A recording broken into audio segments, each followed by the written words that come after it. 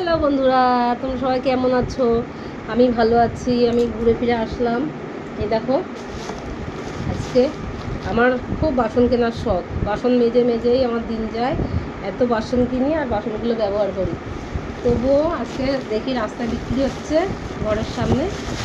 এত সুন্দর হাঁড়িটা দেখো, কি সুন্দর খোলামেলা। আমাদের অল্প ভাত রান্না হয়, আমাদের সবাই ভাত কম খায়। তো মেয়েটা নিলাম, হাঁড়িটা আমার খুব পছন্দ হয়েছে। হাঁড়িটা তো 100 টাকা করে বিক্রি হচ্ছিলো।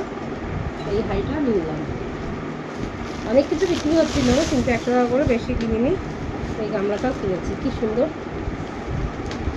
এটা ভাত দেওয়া যাবে না, দেওয়া যাবে না, হাঁড়িটা ঢুকে যাচ্ছে। তো এটা মাছ টাছ ধোয়া সব কিছু করা অনেক বড়োই আছে, ভালোই বড় আছে।